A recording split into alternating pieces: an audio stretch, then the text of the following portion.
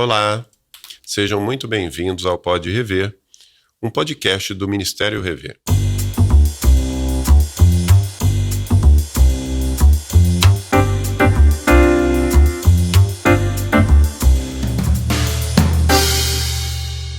Eu sou Alexandre Spin e convido você a caminhar conosco nessa jornada, onde contaremos de muitas histórias, de muitos momentos, onde as pessoas viveram circunstâncias na sua vida que trouxeram dores, que trouxeram tristeza, mas acima de tudo muita alegria, através de um processo de restauração.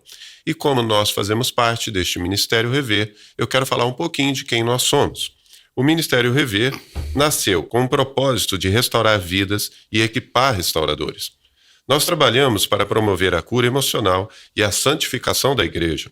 Nosso método ajuda pessoas a reconhecer feridas, experimentar a cura com Jesus, receber perdão e libertação, e aprender a viver uma fé prática que transforma relacionamentos e comunidades, como também famílias. Por meio de cursos, grupos de apoio, retiros, encontros de formação, milhares de vidas já foram tocadas, curadas e fortalecidas em todo o Brasil. E nesse momento, com a alegria que eu tenho no coração de convidar uma pessoa que é muito especial para mim, hoje eu tenho esse prazer de chamar e convidar ela para a mesa, que ela é psicóloga, líder estadual do Ministério Rever no Rio de Janeiro, membro da equipe executiva do Rever Brasil, dedica-se ao cuidado emocional e aconselhamento. Ela é mãe, minha esposa, e juntos temos 2 lindos filhos. Patrícia Spin, seja muito bem-vinda.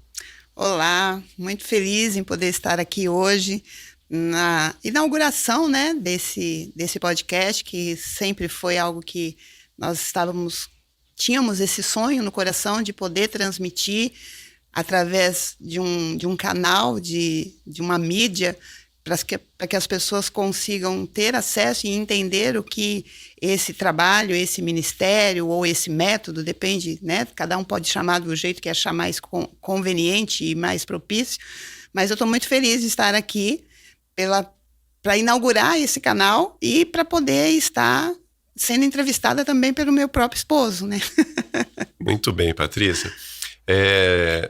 Bom, nós caminhamos já há um bom tempo nesse trabalho, nesse ministério, e sabemos a importância dele, E o alvo hoje, o objetivo hoje é conhecer um pouquinho da sua história, E eu quero te fazer uma pergunta. Conte um pouco da sua história pessoal até o Ministério Rever, até você chegar no Ministério Rever. Então, conta um pouco da sua trajetória, um pouquinho de quem é a Patrícia.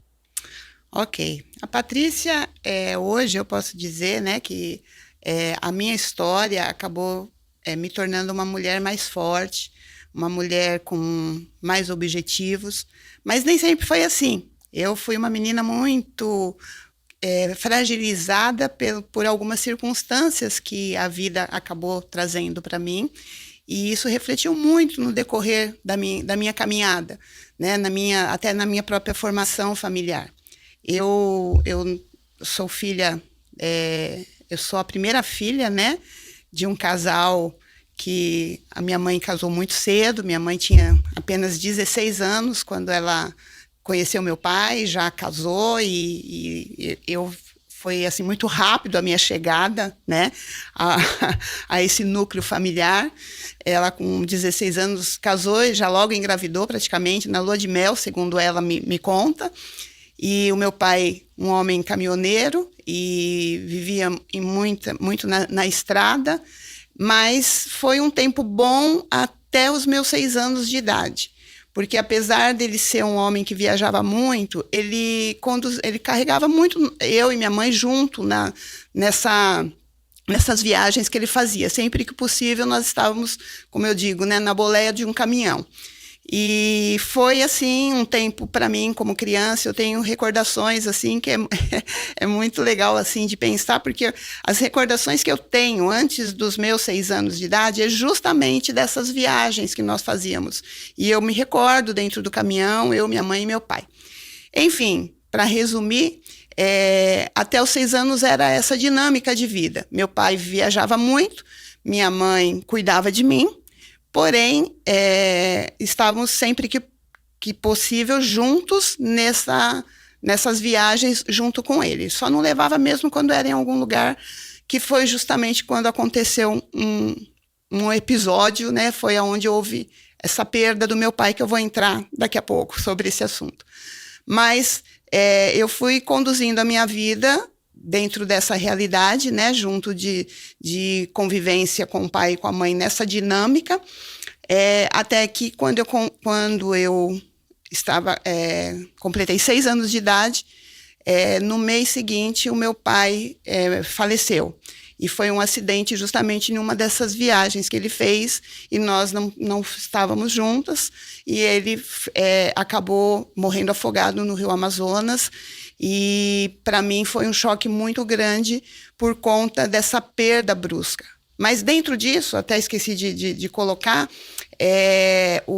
a minha mãe engravidou do meu irmão, né, que é o meu único irmão desse pai, e ele veio quando meu irmão nasceu, com 2 meses, meu irmão estava com 2 meses, quando aconteceu o acidente do meu pai, e aí a minha mãe ficou com uma criança de 6 anos e uma outra de 2 meses, e nós fomos tentando seguir a nossa vida, né? Isso ocasionou na minha mãe, que nunca tinha trabalhado fora, porque casou muito cedo, ter que batalhar a vida para criar os 2 filhos. Eu passei a ser criada, então, pelos meus avós, e minha mãe tentando, né, construir uma carreira, alguma coisa para proporcionar alguma coisa para nós, porque ela não tinha experiência em nada. Ela, com 16 anos, só tinha acho que naquela época, ela só tinha, na época, o ginásio, né? Ela só tinha feito até a 8ª série, mais nada. Pra gente pontuar só esse momento, né? Quando você fala, né, que a sua mãe casou aos 16 anos de idade, e você, logo ela engravidou de você, né? Então ela vem dentro desse momento, até os 6 anos você perde seu pai. Sim. E que ano que ocorre, só pra gente poder lembrar do tempo, né? Em que ano que o seu pai vem a falecer? Meu pai faleceu em março de 1978. Tá, então, bom, naquela época, então já assim, era uma outra geração, um outro momento, né? Então, é só para que a gente possa ter essa parte do tempo, para a gente entender em que época acontece essa sua perda, né? Uhum. Que é a perda do pai, né? Isso. Mas pode seguir. Então, e aí começou as mudanças, né, bruscas na minha vida, por conta com 6 anos de idade, eu comecei a viver uma outra realidade, né? Eu saí daquela questão de que minha mãe cuidava de mim e meu pai, sempre que possível, estava por ali, ou nós estávamos com ele, e passei a ser criada unicamente pelos meus avós maternos, porque a minha mãe, em busca de conseguir sobreviver e criar os 2 filhos, ela passou a trabalhar o dia todo, né? Então ela foi buscando, a princípio ela começou a trabalhar como merendeira de escola, porque ela não tinha ainda uma profissão, mas ela começou a buscar se profissionalizar em algo para poder conseguir, né, ter uma vida um pouco melhor. E aí ela trabalhava o dia todo e trabalhava e estudava à noite, que naquela época, né, para fazer... Aí ela começou a fazer magistério, porque idealizou ser professora e conseguiu chegar lá. Depois passou a fazer um curso de enfermagem, ela exerceu a profissão de professora durante um tempo, mas aí começou a buscar outras coisas, aí começou... Então ela entrou nesse ritmo de trabalho e estudo, trabalho e estudo. E uma mãe jovem, né, porque você casa aos 16 anos... 6 anos depois, perde, né? Aí vem com 22 anos. Ela já estava viúva com 2 filhos. Entendi. Né? Então, foi para ela também algo, assim, bastante difícil, eu reconheço, mas, ao mesmo tempo, eu, sendo uma criança, eu acabei me sentindo abandonada pelos pais, porque eu não tinha mais a presença do pai, e a mãe também não. Porque a minha mãe saía 5 horas da manhã para o trabalho e voltava meia-noite, 1 hora, porque ela estudava, naquela época nós morávamos em São Paulo e tudo era muito distante, né? A cidade que nós morávamos era uma cidade pequena, uma cidade que não tinha muitos colégios assim para ela poder, né? Então tinha que se deslocar de uma cidade para outra. E então tudo isso levava tempo e ela acabava chegando muito tarde em casa e eu acabei vivendo essa realidade de sentir um abandono. Mas quando em esse momento é importante, porque quando você fala do abandono, você está colocando o sentimento de abandono da Patrícia aos 6 anos ou do entendimento de agora? Da Patrícia aos 6 anos. Então, naquela época, você já sentia o abandono do pai e da mãe. Sim, porque é claro que quando você começa a amadurecer, você racionaliza essas questões. Não, minha mãe, não é que ela me abandonou, ela precisava trabalhar, e meu pai morreu. Mas a realidade que a gente enfrenta, que é o que nós vamos chegar aqui nesse bate-papo, é que o problema é que nós temos uma criança internalizada dentro da gente que sofreu danos, que foi o meu caso, que é o caso de todos. E eu carregava essa criança internalizada dentro de mim com um sentimento de abandono. E eu buscava preencher essa lacuna, né? Esse vazio que acabava existindo, esse buraco que ficou dentro de mim, me sentindo aquela criança que não tinha mais pai e mãe por perto. A presença, porque na realidade é a presença que faz com que você se sinta acolhida. E eu não tinha mais. E aí o que acontece? Eu comecei a crescer com esse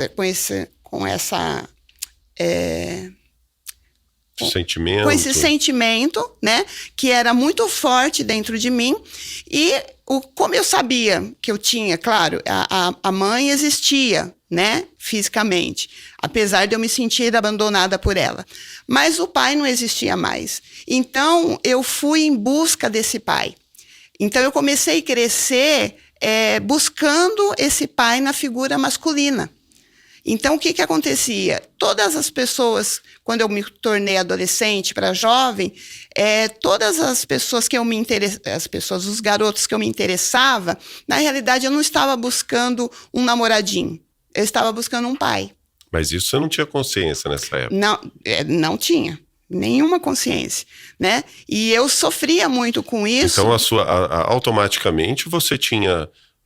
pela ausência do pai, a perda do homem, né, da figura masculina, dentro de um relacionamento onde a sua mãe perde o esposo, você perde o pai, ela tem que trabalhar, você é criado pelos avós maternos, a partir daí você se torna uma adolescente que começa naturalmente o relacionamento com homens, né, com garotos, procurando...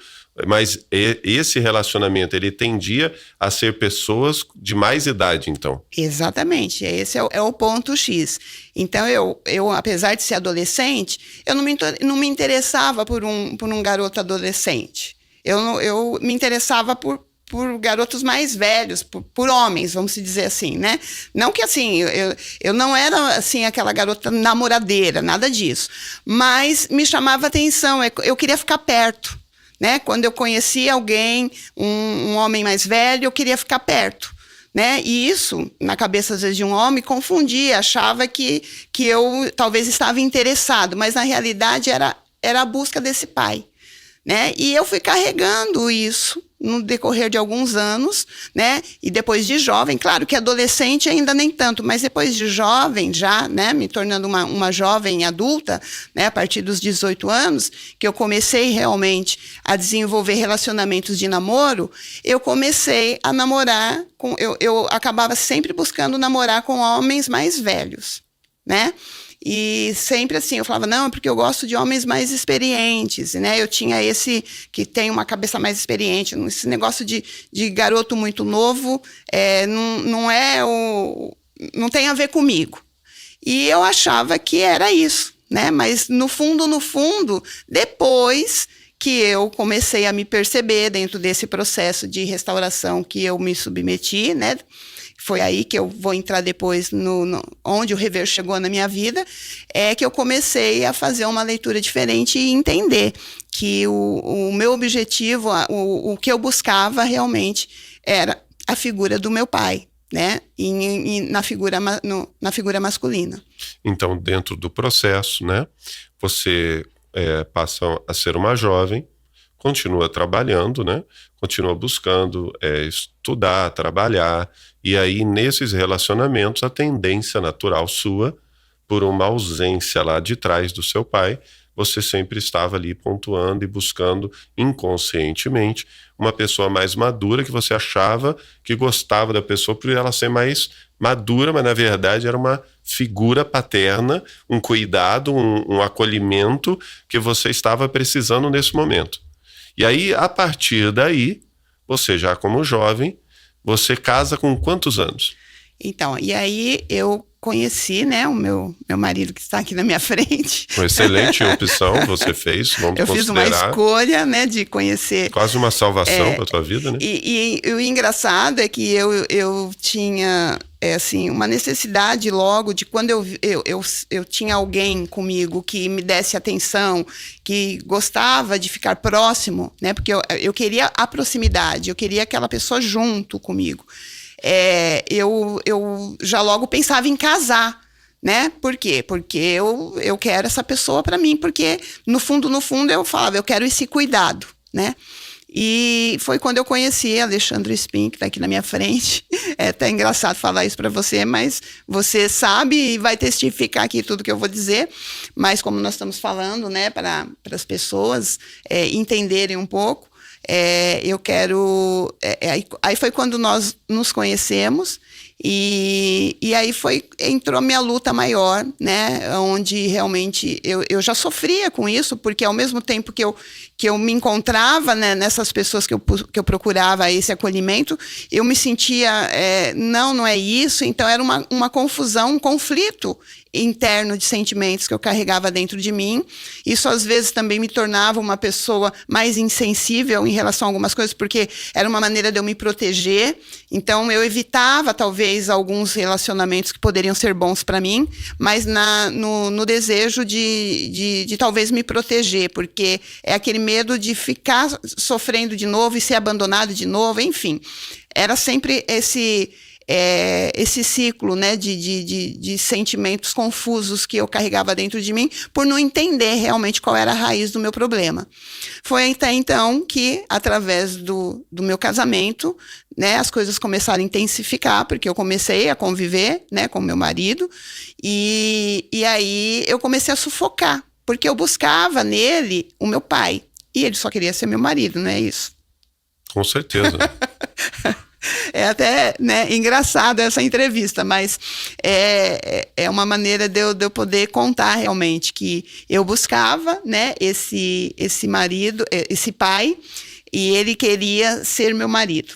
Mas e aí eu sufocava ele porque eu queria que ele estivesse o tempo todo comigo, eu queria que ele estivesse 24 horas ali próximo e por incrível que pareça, na realidade, a gente pode falar, foi uma coincidência, mas eu acredito que não, foi a questão da minha busca mesmo, né?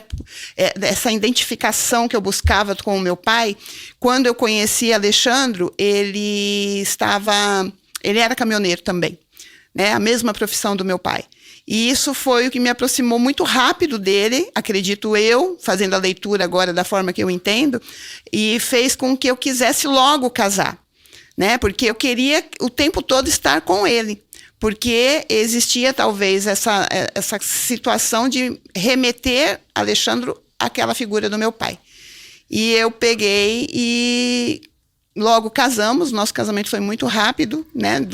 Da fase do namoro ao casamento nós levamos somente 10 meses, e depois começamos a viver as lutas, né, de qualquer relacionamento conjugal, mas eu, por conta desse abandono, né, dessa raiz de abandono que eu carregava dentro de mim, eu sufocava ele, querendo que ele estivesse o tempo todo comigo. E cada vez que esse homem saía para poder trabalhar e demorava para voltar, naquela época a gente não tinha WhatsApp, essas coisas, era telefone e celular daqueles grandes ainda, mas eu ficava o tempo todo ligando para ele, tinha telefone fixo em casa, ficava o tempo todo ligando para ele, que hora que você vai chegar, que hora que você vai chegar, que hora que você vai chegar, não era assim? Sim, com certeza. Né? E isso era muito pesado para ele, porque ele não sabia fazer nenhuma leitura a meu respeito, ele achava que eu era uma louca ciumenta, né? E, na realidade, era a minha necessidade de preencher aquele vazio que ficou dentro de mim, de ter esse cuidado de pai que eu fui... que acabei sendo... vítima vítima desse acidente, né? De ter perdido o pai da forma como eu perdi.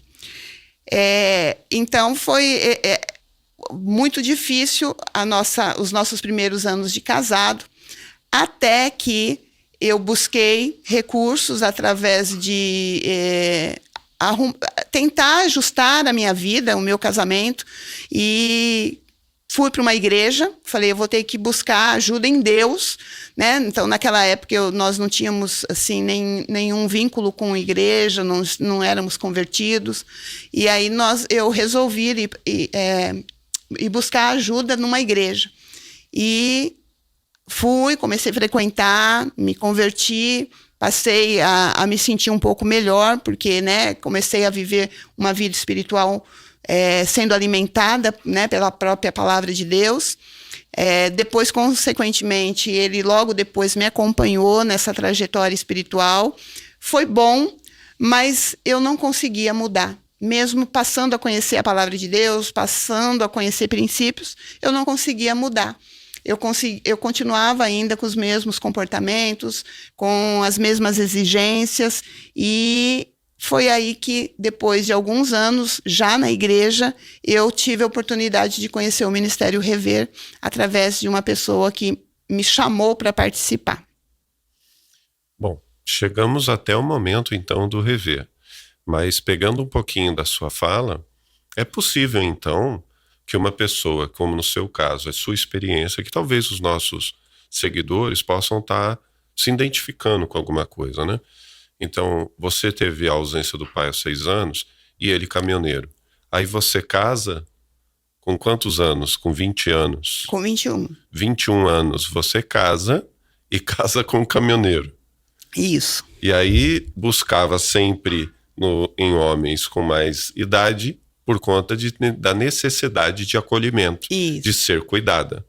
Então, é possível que diante desse cenário, o que você viveu no passado, é muito provável que você possa repetir isso numa fase mais jovem, adulta, quando você sofre algum tipo de coisa, como uma perda de um pai. É possível que a pessoa identifique, queira projetar o pai lá na frente? É possível que aconteça? Ou você acha que isso é uma coincidência de ter casado comigo como caminhoneiro? Como você, como psicóloga, você que acompanha esse processo de restauração, como você vê isso? Eu não vou dizer que é uma regra, né? Mas existe uma tendência muito grande, principalmente se a sua raiz principal é essa falta, né? Porque a gente sabe que as pessoas vivem diversas situações na vida que eu poderia citar aqui, que é necessário, né, ter passar por um processo de restauração. No meu caso, especificamente, o que mais pesou foi essa questão da raiz do abandono e o quanto esse pai fez falta para mim. Porque até, eu vou abrir um parênteses aqui, porque eu acabei esquecendo de citar, eu perdi o meu pai de uma forma brusca, quando eu falo, por conta dele ter... ele saiu para viajar, numa dessas viagens que eu e minha mãe não pudemos estar com ele. É uma viagem de travessia de balsa, onde ele entrava com o caminhão na balsa de Belém para Manaus. Essa travessia era feita pelo Rio Amazonas e ele, infelizmente, num acidente dentro da balsa, onde ele estava deitado, levantou para ir almoçar e conforme ele foi, né, levantar, ele bateu a cabeça, acho que num cabo de ferro, lá de aço, lá embaixo do caminhão, e nisso ele ficou meio tonto, tropeçou e caiu no rio. Pelo menos é a história que foi trazida para a família, né? E como naquela época era tudo mais precário, tudo mais difícil, falavam que lá eu não sei se até hoje, mas que tinha muita piranha naquele rio, e como ele tinha se machucado, provavelmente ele pode ter sangrado, e aí ficou aquela coisa que as piranhas iam atacar, e aquela coisa toda, mas foi mandada as buscas dentro da realidade daquela época, só que só foram encontrar o corpo dele 13 dias depois. E o que foi dito para a família é que o corpo já estava em fase de decomposição e não poderia ser transferido para São Paulo, né? Teria que enterrar por lá mesmo, então teria que ir um representante da família até lá para reconhecer o corpo e enterrar. Até onde eu sei, até onde foi me contado, né? Naquela época, minha avó, que poderia ser a mais indicada, a mãe, ou a minha mãe, que era a esposa, eram assim, não tinha muito recursos, era tudo muito difícil. A minha mãe, então, muito nova, com um bebê pequeno, sem recursos, sem saber fazer uma viagem sozinha, então acabou acharam melhor enviar um dos irmãos do meu pai, um dos meus tios, que ele tinha, né, vários irmãos, para fazer esse reconhecimento e enterrar por lá mesmo. Então foi assim que ocorreu. E aí as pessoas aqui, ninguém mais viu. A partir do momento que meu pai foi para essa viagem, ele nunca mais voltou. Então, para mim, naquela cabeça, né, naquela ideia de criança de 6 anos, meu pai foi viajar e me abandonou e nunca mais voltou. Então, isso, então, tinha uma internalizou ligação dentro daquela criança, entendeu? Então isso, quando no momento do teu casamento, com essa criança interior gritando por isso, toda vez que o seu marido saía para trabalhar, o que te remetia era isso? Era exatamente esse sentimento. Que você ia perder ele. De que eu ia perder ele. E aí, para você não perder, manifestava em você o desejo de ficar ligando, acompanhando. E era aquele desespero, literalmente, porque eu ficava ligando de 5 em 5 minutos, você já vai voltar? Que hora que você vai chegar? E isso foi chegando num nível que, né, por mais insuportável, né? Que você quisesse aguentar, eu sei que foi difícil. Mas olha só, nesse momento, então, a partir de quando você conhece, né, uma igreja cristã, né, uma igreja evangélica, você ali começa a seguir a igreja, Jesus, ali a ser assistida, acompanhada. Dentro desse processo da igreja é que você conhece o Ministério Rever. Exatamente. É aí que começa a minha trajetória, né, dentro do Rever. Por quê? O Rever, para mim, né, o trabalho que o Rever faz... Fala um pouquinho sobre esse processo do Rever. Isso.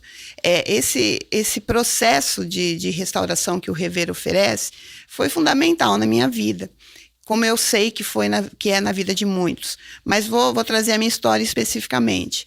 Quando eu fui, né, fazer parte, que a princípio eu fui chamada para participar de um dos cursos, porque o Rever oferece, como você disse no início, né, alguns cursos e oferece palestras, seminários, tudo falando sobre essa questão da importância que é você entender que existem alguns conflitos interiores que não tem como nós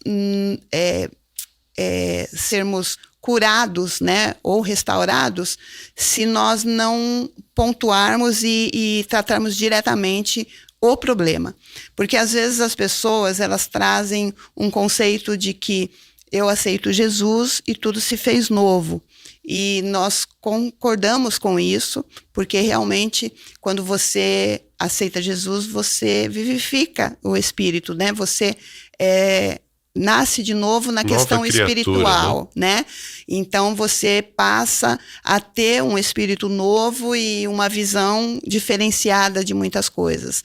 Mas a questão você não apaga a história da sua vida pelo fato de você ter aceitado Jesus. Mas lembrar da história, principalmente a sua, pelo que nós estamos comentando, é uma história de dor, né? Exatamente. Mas aí ninguém quer acessar a dor.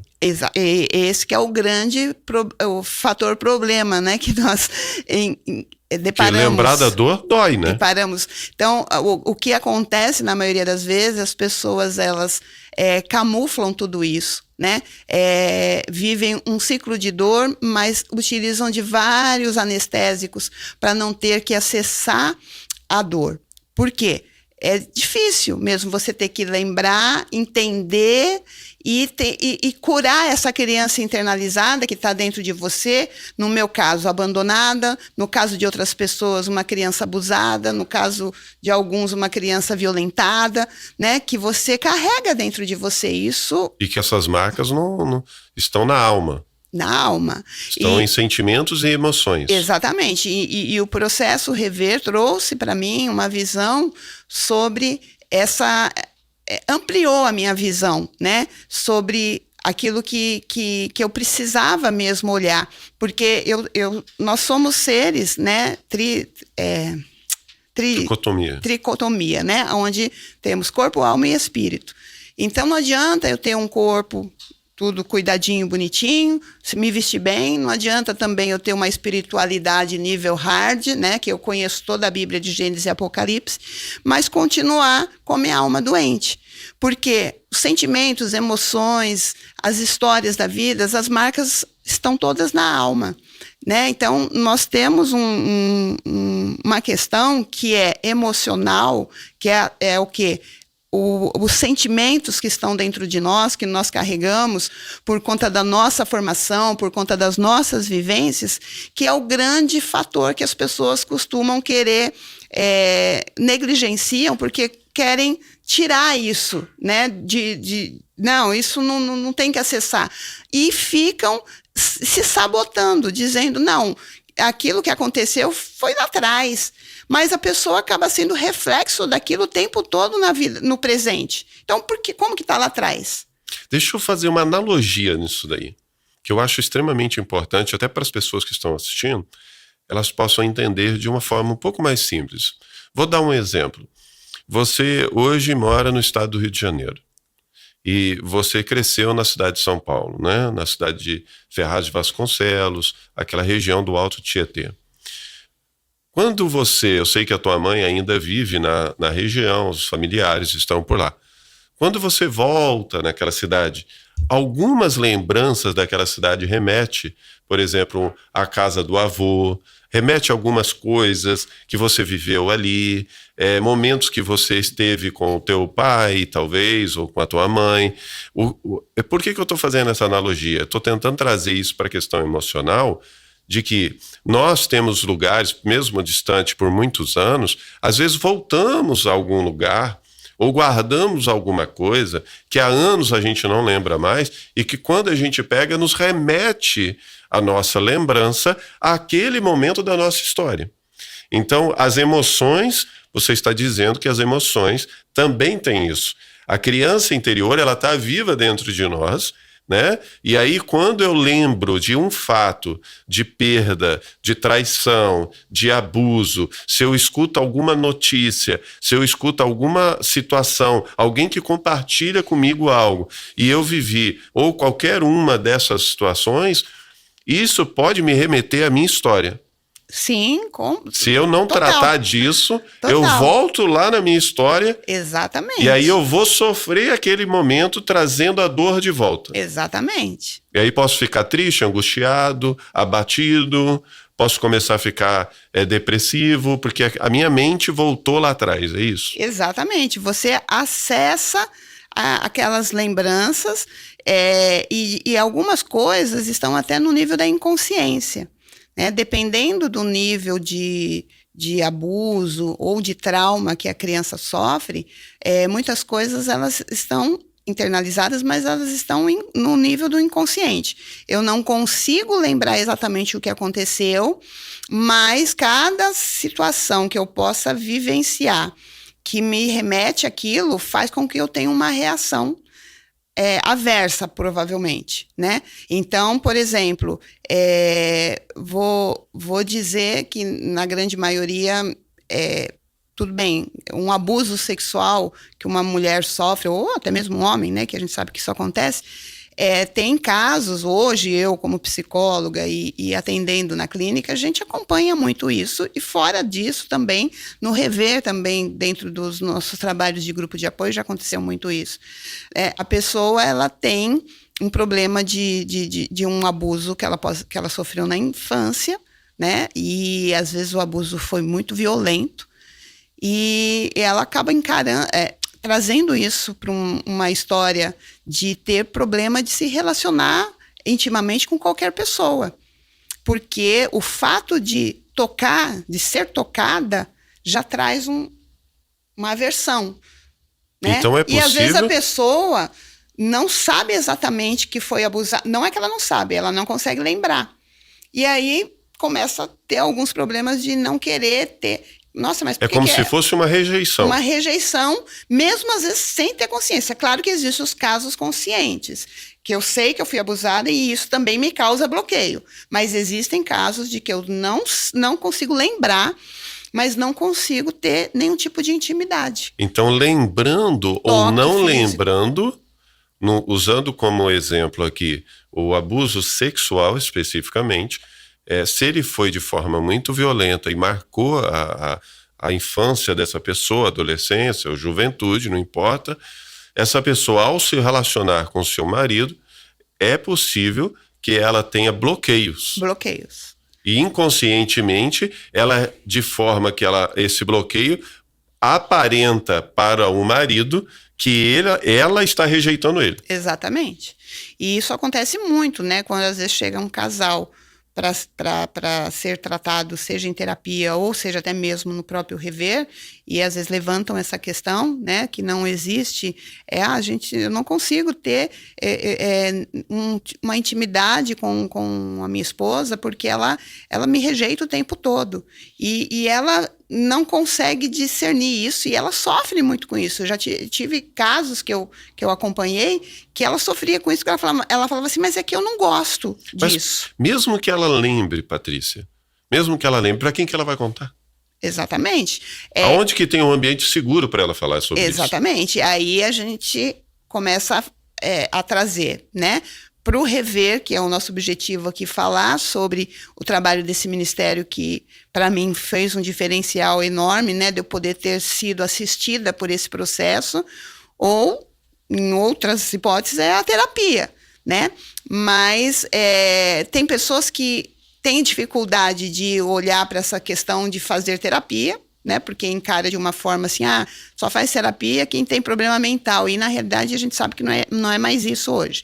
Agora, o rever, eu vejo, assim, que ele te conduz, né? De uma forma mais leve, tanto é que é um processo de alguns meses, e que vai fazendo você se reconhecer dentro dessa dificuldade. Aqueles que estão com o nível da inconsciência, existe um processo que vai levando essa pessoa a extrair isso, e de uma forma que começa a vir a consciência através do próprio processo, e você começa a se identificar, porque nós trabalhamos depois em grupos de apoio. E os grupos de apoio vão te dando cada vez mais coragem de falar sobre.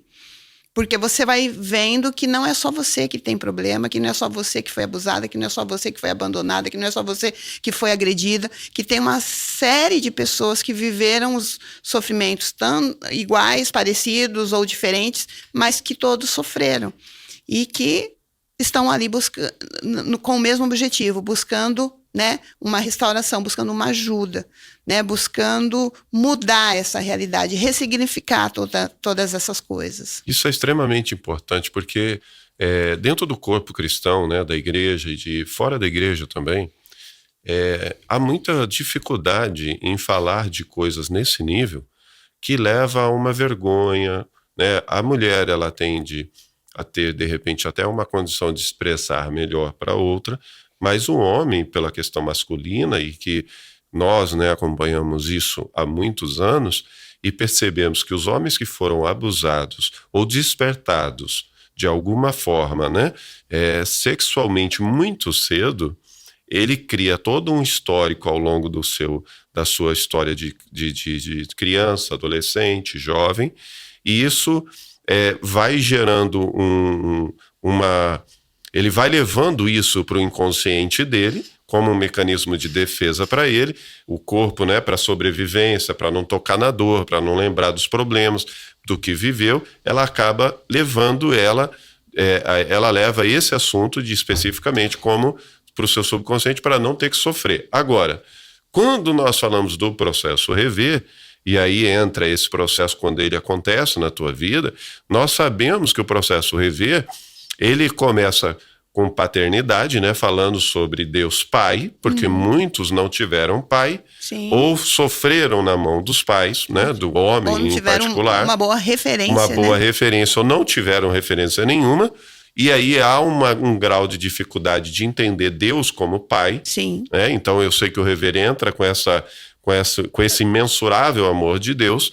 Depois ele vem com o livro Introdução à Restauração da Alma, porque aí vem os 2 livros do David, né? David Cornfield, que vem Introdução à Restauração da Alma e Aprofundando a Restauração da Alma, que aí entra o seu processo dentro de como você começa a se identificar através das autoavaliações, do Rever se assistindo, de entrar nesse grupo de apoio. E aí é nesse momento que eu quero que você compartilhe um pouco de como o Rever, ele, a partir do momento que você o conheceu, como ele começou a fazer sentido para você. Então, o meu processo no Rever já começou desde o imensurável, né? Porque como a minha raiz era uma raiz de abandono, principalmente pela figura paterna, né? Porque apesar de eu me sentir abandonada pela minha mãe pelas circunstâncias, mas aquele fantasma de que meu pai foi viajar e me abandonou, nunca mais voltou, porque eu não vi meu pai morto. Né? Então, eu tinha realmente isso muito forte dentro daquela criança internalizada que eu carregava. E então, eu tinha esse sentimento de que meu pai me abandonou. E quando eu comecei o processo do Rever, foi muito marcante na minha vida logo no início, porque quando eu comecei o estudo do Imensurável Amor de Deus, eu comecei a entender que eu não era mais órfã de pai. Né? Quando eu comecei a entender a paternidade de Deus, eu falei, gente, eu perdi um pai biológico, mas o pai que realmente me criou, ele ainda está comigo. E aí eu comecei a mudar um pouco. E antes disso, você não tinha Deus como teu pai. Não, eu tinha Deus como Deus. Você tinha Deus como a figura de Deus, o soberano, o eterno. O eterno, o Salvador. O Salvador, mas não tinha ele, não conseguia enxergar assim. Para preencher esse vazio que estava dentro de mim, não. Então eu tinha, assim, um conceito enorme sobre Deus, que Deus era Deus, que ele era poderoso, que ele era o Salvador, mas esse relacionamento de ter Deus como meu pai, para preencher essa falta, eu não conseguia. Não, por mais que eu estivesse na igreja, que pudesse até ser ensinado sobre isso, eu não conseguia trazer para mim, porque você já era uma cristã há muito tempo. Já estava caminhando já há alguns anos, né? Já fazia parte de equipes onde eu e você, né, estávamos à frente de cuidar de pessoas.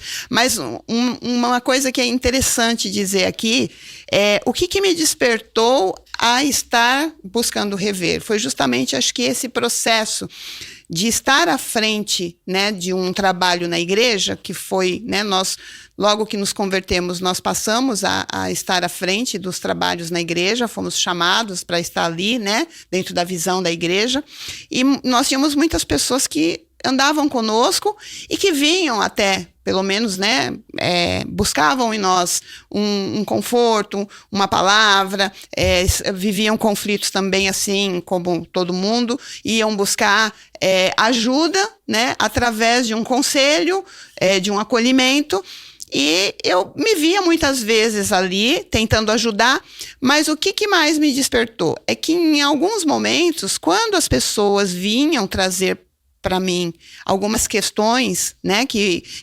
estavam sofrendo por aquilo, eu começava a pensar, falando assim, como que eu vou falar para essa pessoa mudar essa circunstância, fazer diferente, se eu não estou conseguindo trabalhar isso na minha própria vida? Isso começou a me incomodar, porque eu tentava aconselhar, mas eu não conseguia aplicar na minha própria vida. E aí eu ficava, é como se aquilo que a pessoa trouxesse me atravessasse. Ela trazia uma bagagem também, às vezes, de abandono ou rejeição, e eu não conseguia, às vezes, digerir aquilo bem. Por quê? Porque existia também dentro de mim uma raiz, um sofrimento que não estava ainda resolvido, né, bem elaborado dentro de mim. Eu era refém daquilo, né? Então eu sofria dentro do meu relacionamento, principalmente conjugal. E aí eu ficava assim me sentindo mal. E quando veio a proposta do Rever, que era para você fazer um processo de se conhecer melhor e identificar talvez algumas áreas problemáticas da vida, eu falei, eu vou entrar nisso daí. Porque eu preciso entender um pouco mais. Na minha cabeça era assim, para poder ajudar os outros. E no fim, quando eu comecei a fazer o curso, que eu comecei a me ver, né, dentro da situação de que existia, sim, uma raiz de abandono dentro de mim, era isso que estava trazendo os meus problemas, que estava ocasionando o meu problema atual, os meus problemas maiores atuais. E aí eu comecei a viajar na minha história, que é o que o Rever vai proporcionando para você, né? Você vai vivendo os passo a passos dentro do primeiro processo, que é se autoavaliar o tempo todo, e aí você vai se percebendo, você vai vendo aonde você tem os maiores problemas e vai fazendo uma leitura de tudo isso. E aí eu comecei a perceber que eu precisava tratar dessa raiz de abandono, precisava externalizar isso, né? E preencher totalmente esse vazio, esse buraco que ficou dentro de mim. E o processo me conduziu, né? Através de eu ir me conhecendo e depois ir movendo todo os passo a passos, né? Junto com um grupo de apoio, que é o que o Rever proporciona dentro dessa caminhada que você faz quando você resolve, né, a conhecer melhor esse trabalho. E dentro desse processo que você fala de autoavaliação, né, de você... o Rever, ele tem uma ideia, né, uma lógica de que é você estudar a si mesmo, né? É uma arte muito difícil, né? Isso. Você encarar você mesmo, Muito. o eu, né, interior, você tem muita dificuldade, todos nós temos, de confrontar, né? De acordar de manhã e falar, você é assim, por que você está fazendo isso? Né? Às vezes você vai deitar e fala assim, precisava ter gritado, precisava ter feito isso, precisava ter errado dessa forma, ter agredido assim, seja de qualquer natureza, isso é muito difícil. E nessa hora que você fala que ele entrou na tua vida, o Rever aparece como uma ferramenta, um método, um curso para te ajudar, e você no primeiro momento vai então olhando isso para como se você fosse ajudar as pessoas e acaba servindo para você mesmo, você passa dentro desse processo o que ele te levou, né? Quem que é a Patrícia antes do Rever e a Patrícia após o Rever? Como que a Patrícia se enxerga depois de ter feito o curso Rever? Porque você já disse que ele tem, né? Nós falamos aqui, Mensurável Amor de Deus, Introdução à Restauração da Alma, depois aprofunda com grupos de apoio, retiros, que aí o cuidado é maior e depois traz ali um momento de uma nova identidade, né? Um novo estilo de vida, melhor dizendo, né? Então, dentro desse processo, como que você se enxerga nesse antes e depois? O que foi o Rever para você? Então, eu falo que o Rever, o objetivo, né, e pelo menos para mim, foi de procurar eu me tornar uma pessoa melhor, né? Esse é o objetivo principal. Porque eu sei o quanto eu, dentro das minhas vulnerabilidades, por conta das minhas raízes, né? O quanto isso acabou fazendo com que eu acabasse machucando as pessoas que eu amava também, né? Principalmente o meu núcleo familiar de vida mesmo, que foi a família que eu constituí pós, né? Por quê? Porque eu vejo hoje, eu tenho esse entendimento e a psicologia aprimorou mais ainda também, né? E foi por isso também, né? Um dos fatores, o Rever me levou até a ter o desejo de buscar a entender melhor o ser humano, e aí eu fui fui buscar a psicologia como profissão, E hoje eu tenho o prazer de poder mesclar tudo isso, né? De trabalhar para ajudar pessoas dentro do Ministério Rever, que é uma junção de tudo isso, né? De cuidado do emocional, mas com uma base totalmente bíblica, que isso é a riqueza que o Rever traz. O tempo todo ele traz o embasamento bíblico e o trato das pessoas na humanidade delas. Então isso para mim é assim uma riqueza. E eu poder hoje trabalhar dentro da psicologia com um entendimento mais aberto a muitas coisas, né? Mas o que eu digo que, na minha particularidade, eu percebi e fiz essa leitura, não só a parte de talvez ter me tornado uma pessoa um pouco explosiva demais, porque era uma forma talvez de chamar atenção para mim, né? E querer ter o controle, mas eu acredito que o fator principal foi eu ter me tornado uma pessoa que queria estar no controle o tempo todo, mas não por egoísmo, né? Porque eu quero tudo do meu jeito, mas era a sensação de tipo assim, eu preciso ter o controle de tudo, porque é uma maneira das pessoas não me abandonarem. Se eu controlo as pessoas não me abandonam. Se eu não controlo, eu posso, de repente, perder alguém, né? E principalmente as pessoas que eu amo.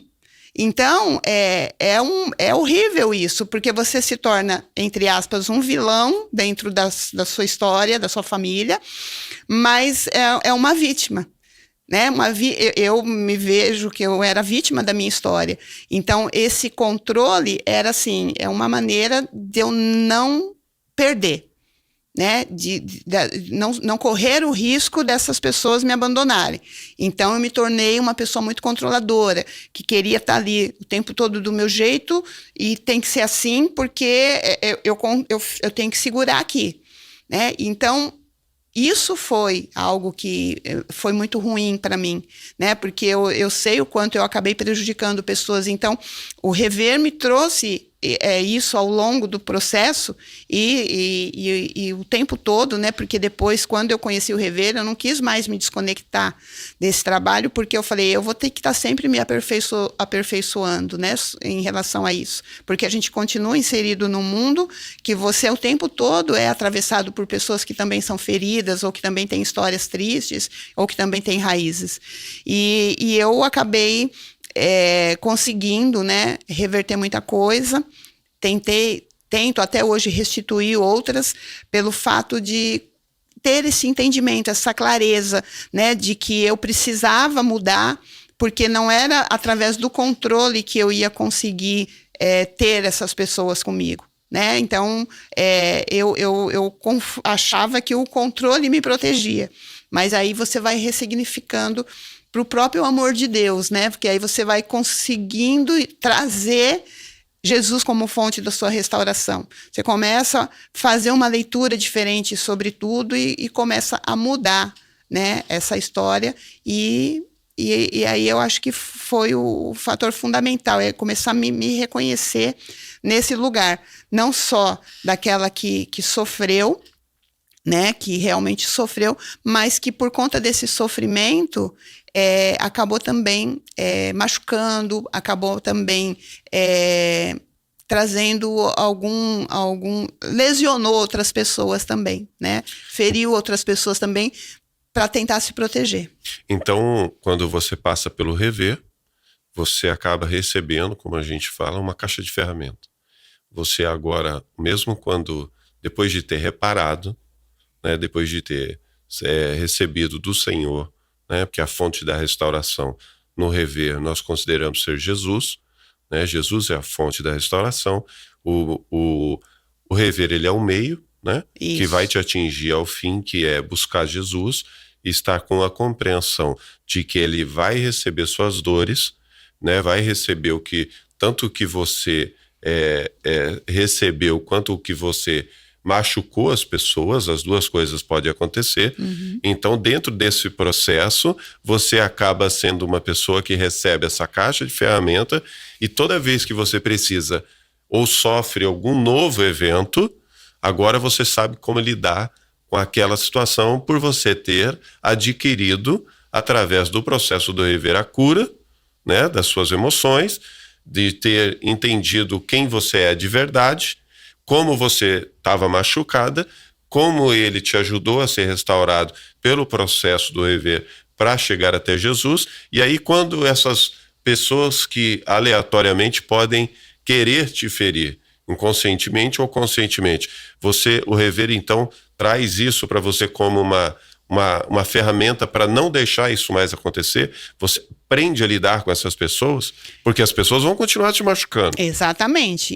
O rever é isso, é o que a gente sempre fala, né, dentro dos nossos contextos, né, de cursos e trabalho, que ao final de cada curso, você recebe uma ferramenta. O que seriam essas ferramentas?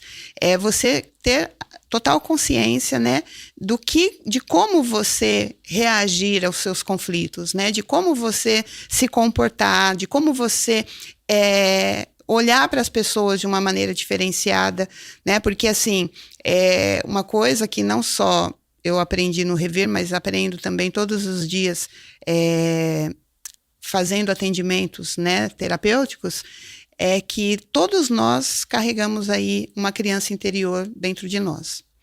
E essa criança, ela está internalizada, e ela é assim, de alguma forma, ou essa criança está saudável, ou ela está doente, ou ela está ferida, ou ela está, de alguma forma, ela está dentro de nós.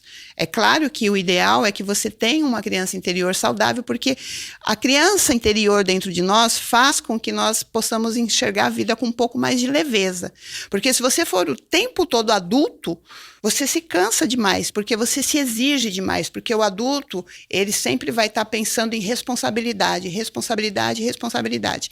A criança, ela pensa em o quê? Eu vou descontrair, eu quero agora preciso relaxar um pouco. Brincar, relaxar. Então, quando você pensa dessa forma, que você quer trazer um pouco mais de leveza, é você acionando essa criança interior saudável dentro de você, né? Então, existe a necessidade de nós termos e enxergarmos que essa criança interior está dentro de nós, mas precisamos ver como que ela está. No meu caso, era uma criança que se sentia abandonada e buscava o tempo todo ser acolhida e ser cuidada por alguém. Só que isso trouxe uma série de reflexos na minha vida que me tornou uma pessoa controladora, uma pessoa que colocava muros, né? Eu tinha, apesar de me relacionar com as pessoas, eu tentava me proteger às vezes, eu não queria muita intimidade. Eu prefiro um pouco mais de distância. Eu me relaciono, mas olha, preciso dessa distância. Por quê? Vai que se aproxima muito, eu me apego e de repente essa pessoa me deixa. Então era sempre esse fantasma. Então você acaba vivendo ciclos de relações que poderiam ser melhores, né? E acaba você sofrendo com tudo isso e machucando outras pessoas que às vezes também querem estar mais com você, que precisam de você. Então, fez total diferença na minha vida essa jornada, né, que o rever me proporcionou, de conhecer as minhas áreas de fraquezas, conhecer as minhas raízes, entender a minha vulnerabilidade, mas também entender as minhas responsabilidades, né? O que eu precisava fazer também para melhorar, né? Então, isso tudo foi dentro desse processo e fez toda a diferença na minha vida.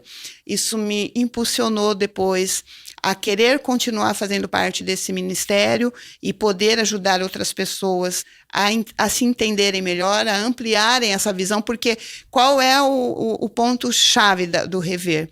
Não é só, tanto é que rever é restaurando vidas e equipando restauradores. Não é só você passar a ser uma pessoa melhor.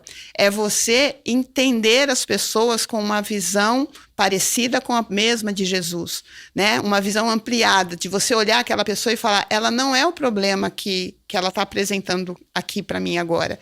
Ela é refém de uma história toda de vida, né? Então, isso eu consigo fazer hoje, né? De olhar para uma pessoa problemática e não trazer uma sentença para ela. Essa pessoa é um problema. Não, essa pessoa ela é refém de toda uma história, que ela pode ter sofrido abusos, ela pode ter sofrido abandono, ela pode ter sofrido traumas trágicos, ela pode ter sofrido violências.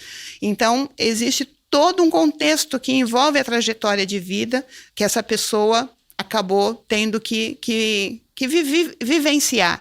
E ela acabou se tornando esse tipo de gente, né? Esse tipo de pessoa. Então, às vezes, a pessoa se torna uma pessoa, como eu disse, controladora, assim como eu, uma pessoa perfeccionista demais também, é um mecanismo de defesa para poder se proteger, uma pessoa agressiva, uma pessoa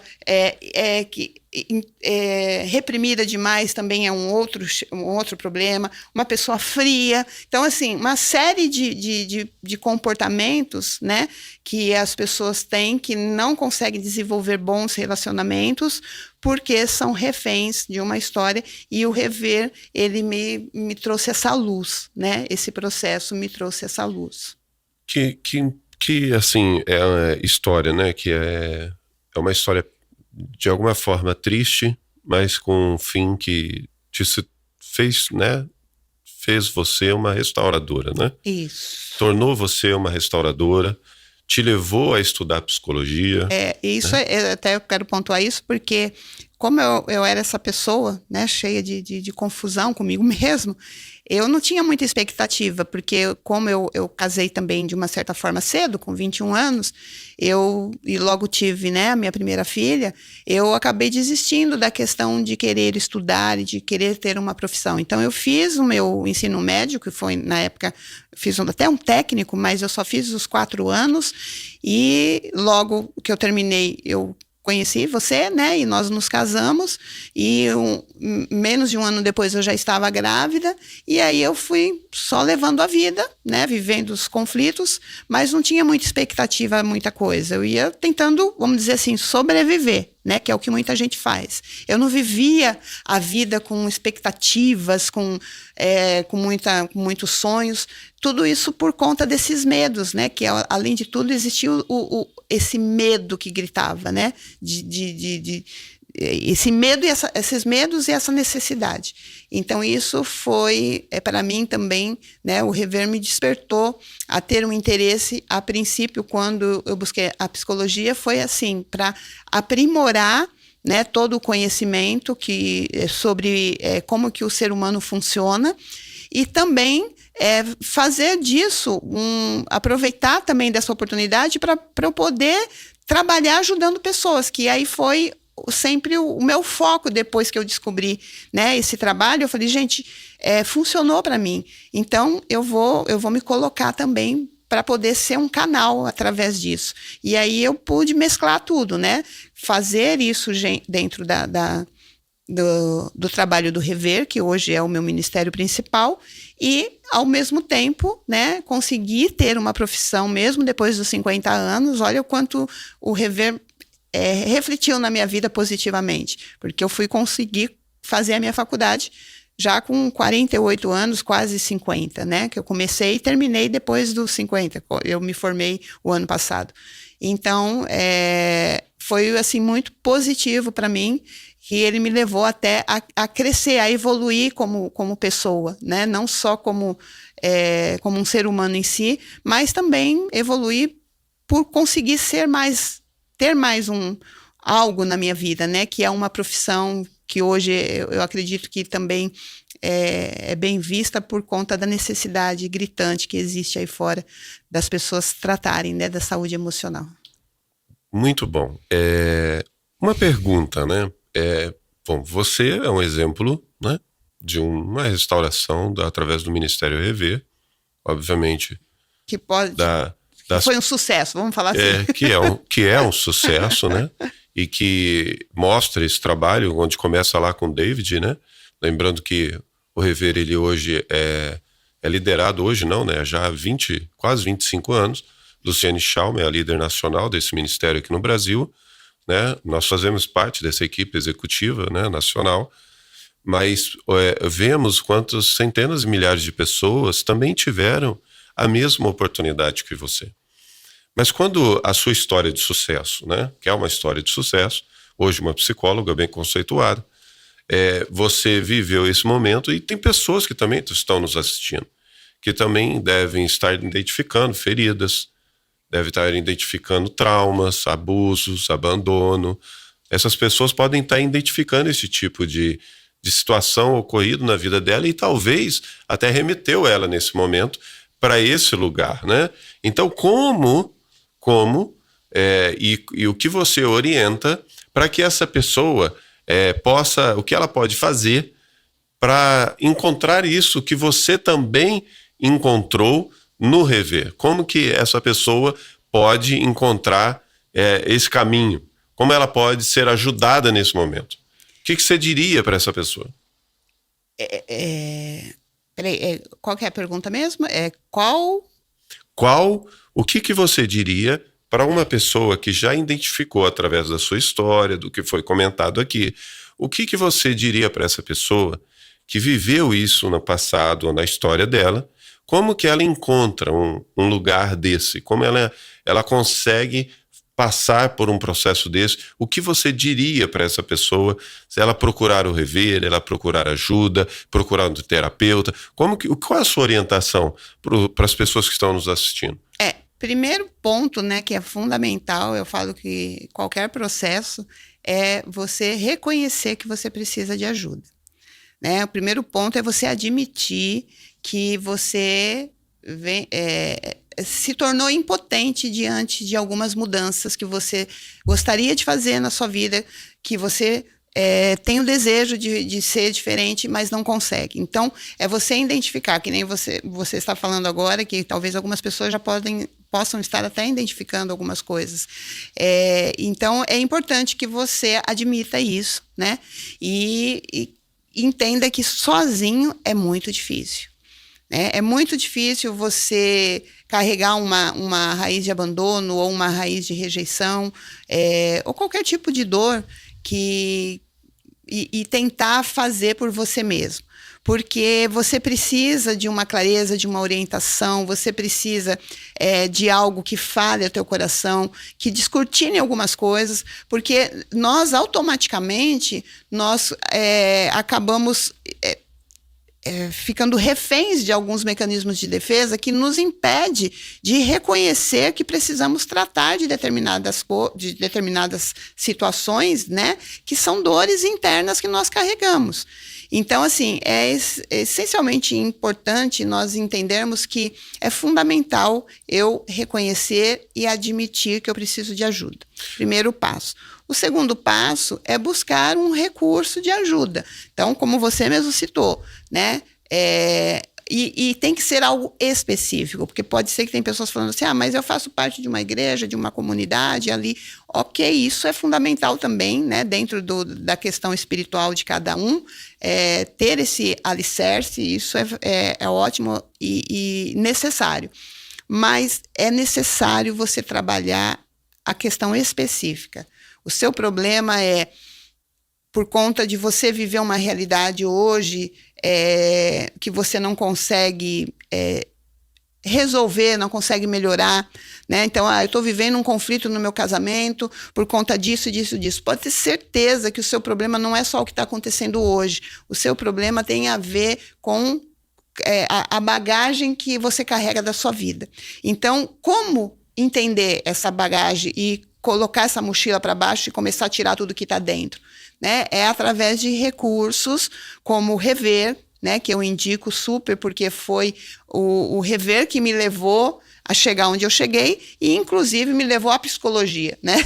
Então, o rever é um caminho que eu indico muito, mas também, né, se não for através do rever, qualquer outro processo que te conduza a uma jornada de autoconhecimento. Uma última pergunta para a gente ir para o nosso momento final aqui. Eu entendo ser uma pergunta um pouco provocativa, mas muitas pessoas, como eu disse aqui, estão assistindo ou se identificaram, ou talvez identificaram até em alguém da família ou amigos, né? Enfim. E ela pode compartilhar isso com alguém para assistir, para entender. Mas essa pessoa pode ter passado por diversas situações, né? E identificou algumas coisas já, pode ter tentado e não foi bem sucedido na igreja, diante da ajuda que ela precisava, né? Às vezes por falta de entendimento ou compreensão, às vezes procurou em psicólogos ou terapeutas, e essa pessoa já assumiu um papel de que ela não vai conseguir mudar. que ela não tem jeito. Porque muitas pessoas, infelizmente, desistem da vida, desistem de sonhos, desistem de casamento, desistem de projetos, de estudos, né? Isso é muito triste. Porque a vida, Deus nos deu a vida para ter o melhor dessa terra. E a circunstância que essa pessoa está vivendo há anos, ela já assumiu isso. Ela já internalizou isso para dentro dela. Ela disse, eu nunca vou sair desse problema. Eu não consigo mudar. Eu já tentei, eu já busquei ajuda. Às vezes, até pessoas que estão em depressão profunda. Você teria uma palavra que pudesse direcionar para essas pessoas como uma palavra de esperança, ou uma palavra como psicóloga, como terapeuta, ou uma palavra como uma... eu sei que você também é pastora, né? Você faz parte desse ministério. Qual a palavra ou alguma orientação que você daria para essa pessoa que está nos assistindo e que ela entende que ela não vai conseguir sair desse ambiente que ela está vivendo? Assim, em primeiro lugar, eu assim, tenho total convicção de quando a pessoa ela fala dessa forma, é porque ela ainda está muito refém daquilo que está enraizado nela, né? Ela tá, vou dizer para você que ela pode estar presa a uma crença de incapacidade, né?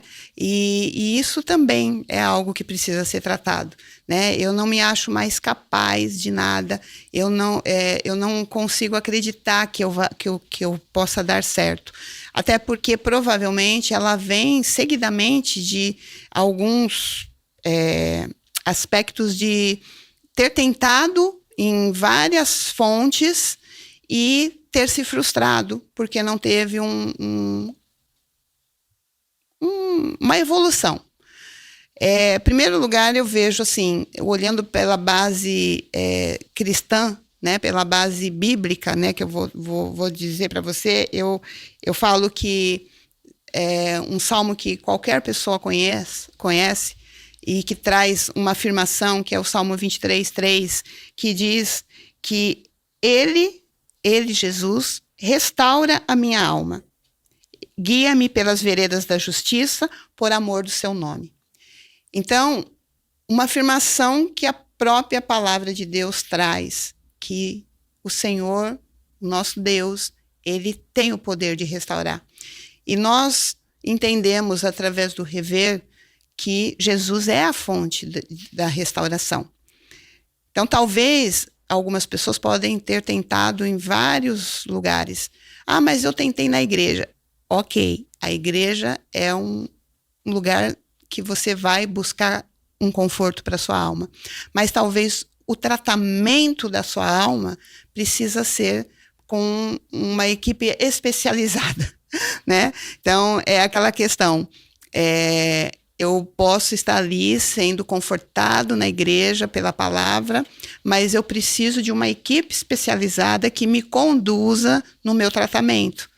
E aí é onde eu falo para você, dá uma chance, então, para conhecer o nosso ministério, para conhecer o nosso trabalho, que eu acredito que o Rever, ele mescla muito bem as questões da humanidade da pessoa com o poder da palavra de Deus através de uma fonte de restauração, que é Jesus.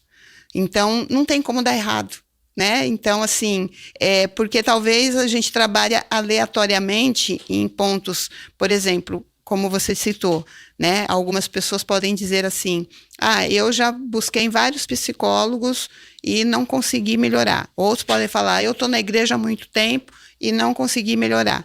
E aí é onde entra o nosso trabalho. O nosso trabalho, ele traz um pouco daquilo que os trabalhos terapêuticos promovem, né? E também traz aquilo que a igreja promove de conhecimento e base da palavra. E mescla as duas coisas.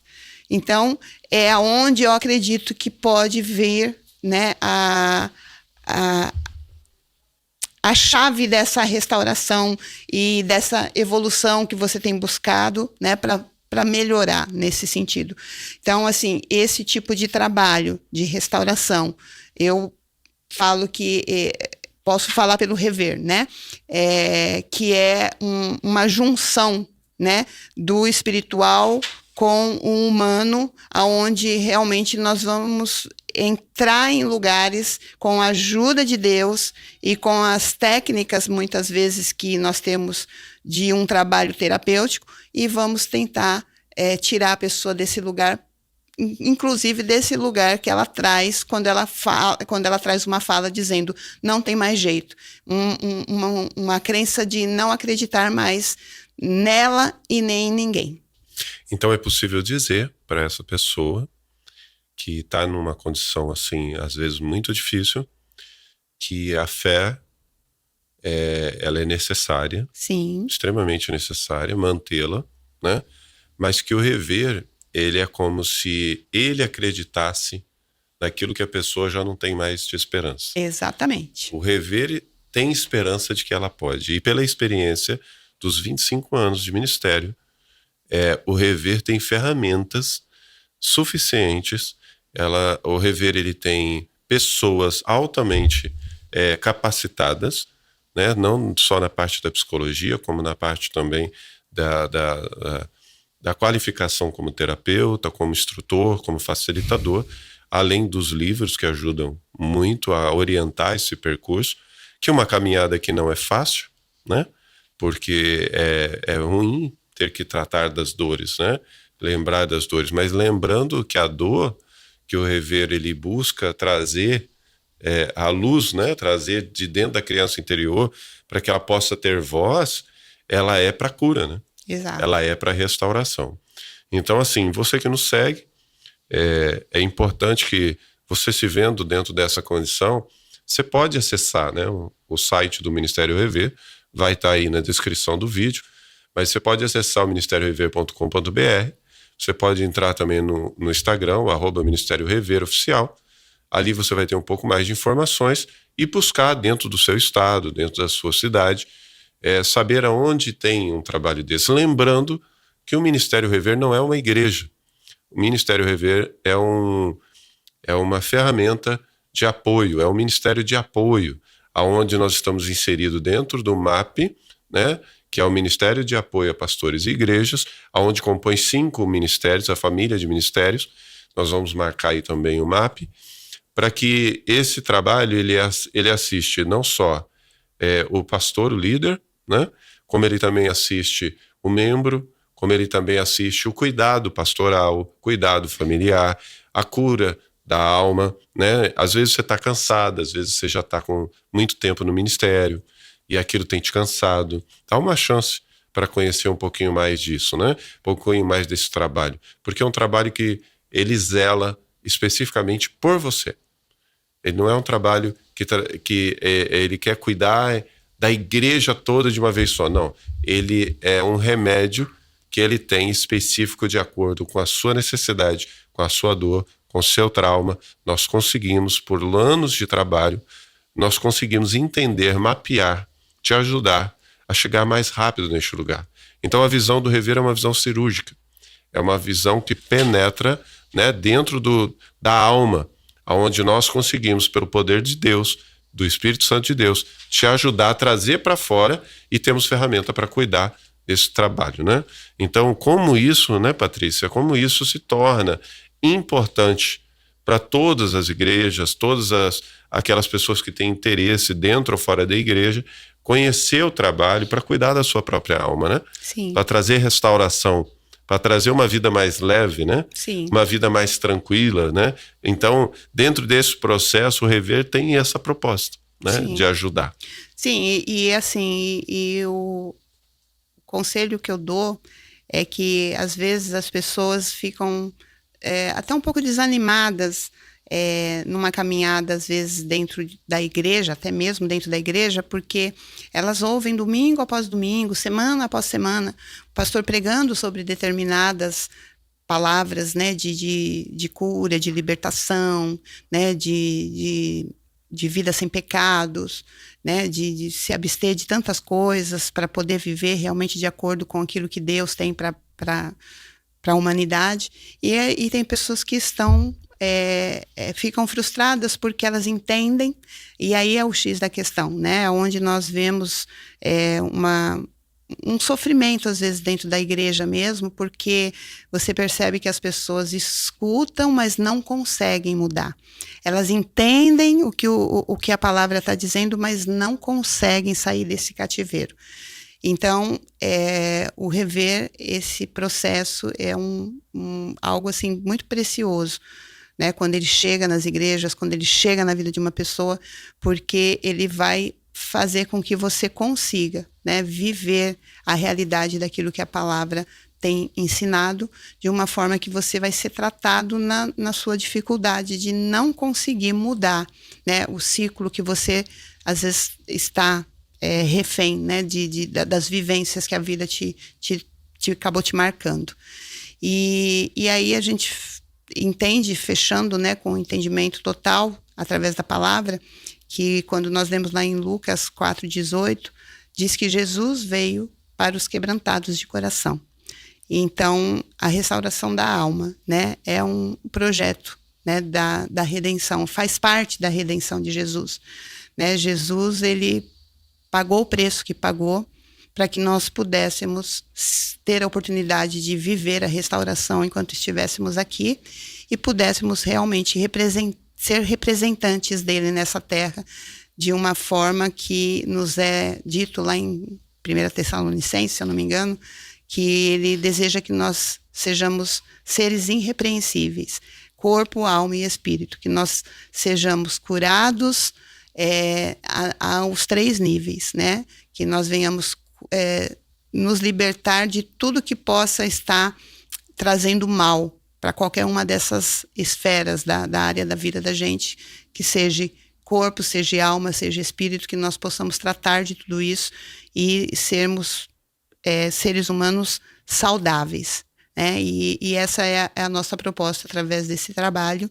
E como o Alexandre já deu as dicas aí, você que tem o desejo de conhecer mais sobre a proposta e a jornada que o Rever nos proporciona, continue, né, ouvindo, seguindo a gente nas redes sociais, e nós vamos, através agora desse primeiro Pode Rever, nós vamos estar trazendo muitas outras pessoas para estarem compartilhando, para não ficar só nas minhas palavras, né? Podem dizer assim, mas você faz parte hoje do ministério.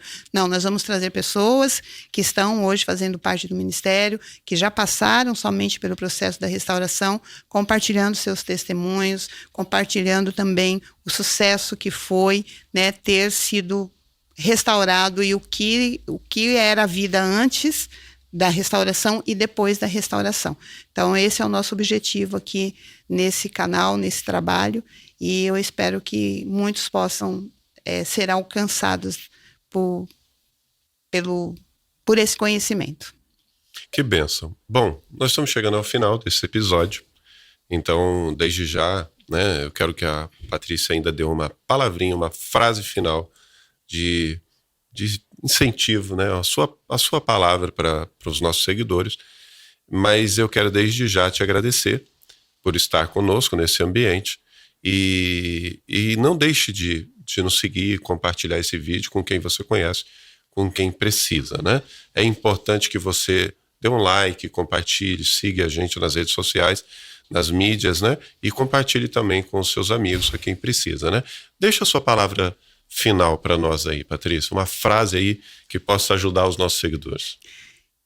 A restauração da alma é uma gritante necessidade atual.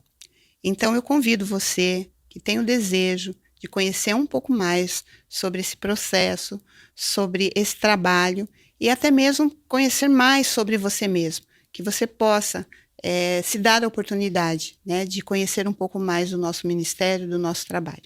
Esse é o meu convite. Ótimo, Patrícia, muito obrigado pela sua presença. Quero aqui então deixar você curioso dos próximos episódios. Nós vamos ter novos convidados, vamos ter pessoas aqui contando as suas histórias. Entraremos numa série em breve sobre mecanismos de defesa, que vai chamar muito a sua atenção e talvez você se identifique com alguns deles. Então, desde já, muito obrigado por estar conosco até aqui. Também quero agradecer a DMS Filmes, que nos proporciona ter esse ambiente de pode rever. Se você não segue a DMS Filmes, segue ela aí nas redes sociais, dá o seu like lá e compartilha, porque é uma estrutura que tem aqui no Rio de Janeiro para te servir aqui ou em qualquer outro lugar do Brasil. Um abraço a todos e até o próximo episódio.